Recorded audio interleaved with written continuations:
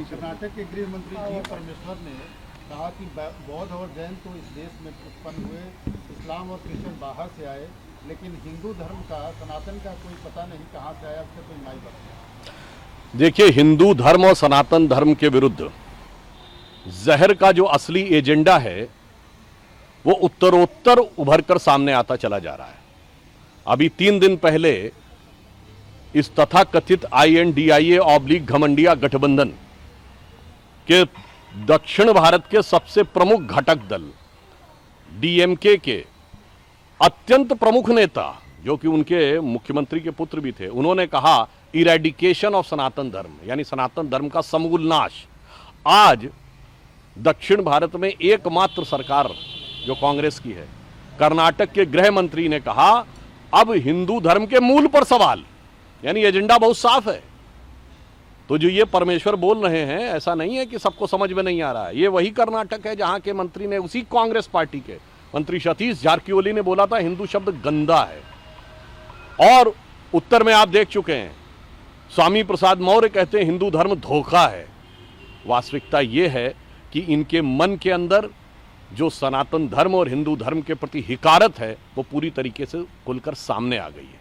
तो मैं कर्नाटक के मुख्यमंत्री और कांग्रेस के वरिष्ठ नेता, शायद वो इसलिए बोले हों कि उदयनिधि के इतने आपत्तिजनक हेट स्पीच के बाद KC वेणुगोपाल ने क्या कहा, यह अभिव्यक्ति की स्वतंत्रता है, तो अभिव्यक्ति की स्वतंत्रता पूरी विद्रूपता के साथ उभरकर सामने आ रही है।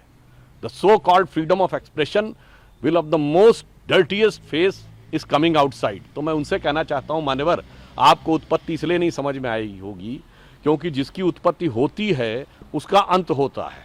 जो चिरंतन है, सनातन है, इटर्नल है, वो उत्पत्ति और अंत से परे होता है। और यह मैं उनको बता देना चाहता हूं कि परमेश्वर उनकी बुद्धि को समझने लायक क्षमता दें।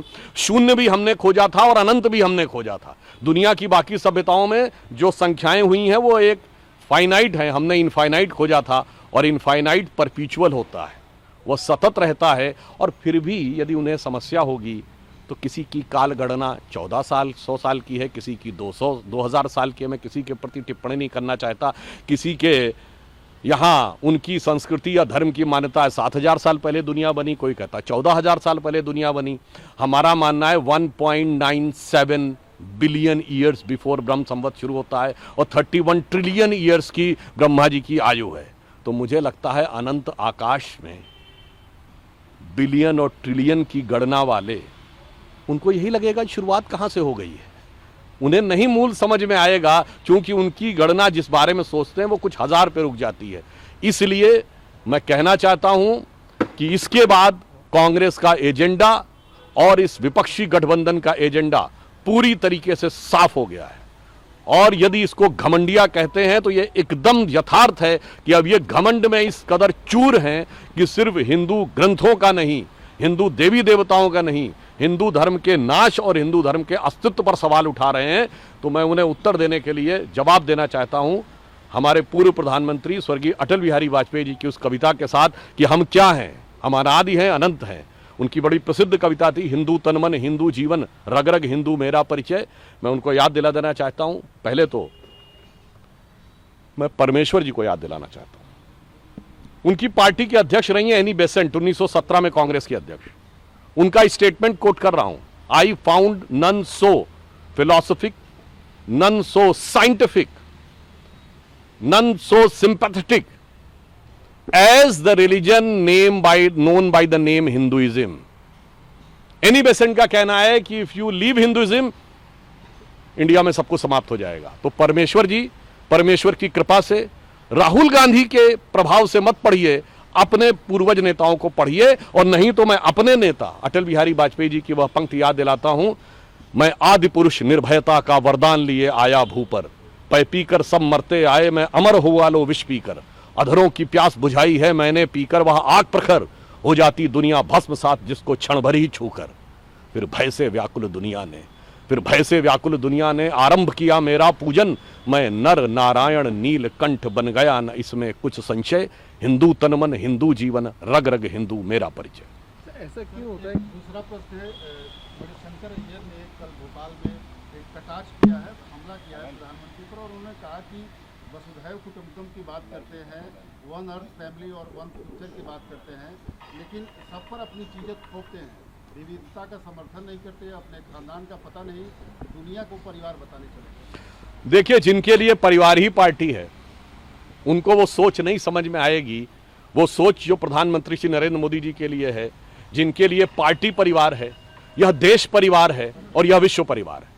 आप याद करिए 15 अगस्त को प्रधानमंत्री जी ने क्या कहा, मेरे परिवारवासियों, हम तो सबको अपना परिवार मानते हैं। और वो तो उस परंपरा से निकले हैं जिसने अपना जीवन समर्पित कर दिया पूरे समाज को परिवार मानते हुए। और भारत की तो महान परंपरा है, अयम निजः परो वेति गणना लघुचेत साम उदार चरिता नाम तु वसुधैव कुटुंबकम। हम सारे विश्व को परिवार मानते हैं। और इतना ही नहीं, मणिशंकर अय्यर जी के कहाँ समझ में आने वाला है, वो मैकाले और मार्क्स की माइंडसेट से सोचते हैं।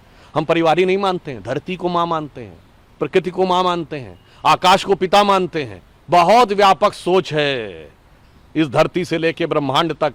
आपकी सोच उतनी ही क्षुद्र है, पार्टी से लेकर परिवार तक, और परिवार में भी 2 लोगों 3 लोगों तक। सवाल ये सर, सनातन पर ही क्यों हमला, क्यों हिंदू धर्म को टारगेट किया जा रहा है, क्या लगता है? उसका कारण यह है कि इस समय विश्व में भारत की और सनातन धर्म और हिंदू धर्म की जो श्रेष्ठताएं उभर के सामने आ रही हैं। विश्व योग दिवस हुआ, 170 से अधिक देशों ने इसका समर्थन किया। जब प्रधानमंत्री नरेंद्र मोदी जी ने यह विषय रखा, समर्थन नहीं किया, मैं करेक्ट करना चाहता हूं अपनी बात को, सेकंड प्रपोजर बने। यूएन की हिस्ट्री में आज तक कोई ऐसा प्रस्ताव नहीं रहा है जिसमें सेकंड प्रपोजर 170 से अधिक देश हो, इंक्लूडिंग 40 मुस्लिम कंट्रीज। और 135 देशों ने प्रधानमंत्री जी के साथ पिछले योग दिवस पर संयुक्त राष्ट्र मुख्यालय में योग किया। ये योग कहां से है? वेदों में 6 दर्शन है, सांख्य, न्याय, वैशेषिक, योग, मीमांसा, वेदांत, वहां से योग है। आप जाइए मेलबर्न में, जो ऑस्ट्रेलियन मेडिकल साइंस है सोसाइटी है, उसने माना है कि सुश्रुत प्लास्टिक सर्जरी के जनक थे। मैं कहता हूं जाके चेक करिए, international institution of electrical and electronics engineering वालों ने यह माना है कि जेसी बोस ने सबसे पहले वायरलेस शुरू किया था। और इतना ही नहीं, सुनिए, अब यह बात मानी जाने लगी है विदेशी विश्वविद्यालयों में भी कि गुरुत्वाकर्षण का सिद्धांत बहुत पहले आर्यभट्ट और हमारे भास्कराचार्य ने दिया था। अभी प्रधानमंत्री जी ने चंद्रयान की सफलता पर क्या बोला? सूर्य सिद्धांत का वह श्लोक कोट किया जिसमें उन्होंने कहा कि धरती पर बैठकर कोई अपने को ऊंचा समझता है, कोई अपने को नीचा समझता है, पर संपूर्ण आकाश में यह गोल पृथ्वी की यदि स्थिति देखें तो वहां ना कोई ऊपर है ना नीचे है। इतना स्पष्ट बताया गया। अब यह शक्ति उभर के नहीं सामने आने पाए तो मैं ये बताना चाहता हूं, ये जानते क्यों है? जब हनुमान जी को अपनी शक्ति याद आ रही थी तो तमाम आसुरी शक्तियों को लगने लगा था कि यदि इनको शक्ति याद आ गई फिर तो आसुरी शक्तियों के लिए बचना मुश्किल हो जाएगा।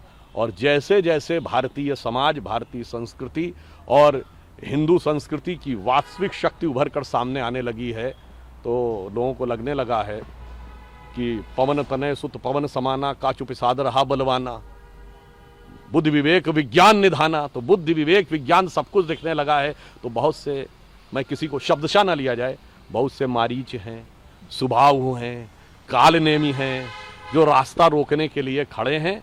इसलिए जो आपने प्रश्न किया वो बहुत युक्ति संगत है कि लगातार इस पर आक्रमण क्यों हो रहा है। और मैं उनसे कहना चाहता हूं, विशेषकर मैं कांग्रेस पार्टी से, कि आपके नेता अगर मिस्टर परमेश्वर ये कहते हैं और आपके अलायंस सहयोगी उदय निधि ये कहते हैं कि हिंदू धर्म एक डिजीज है, तो मैं याद दिलाना चाहता हूं कि एटम बम के आविष्कारक रॉबर्ट ओपेनहाइमर को गीता में प्रेरणा नजर आती है। एटॉमिक स्ट्रक्चर देने वाले नील्स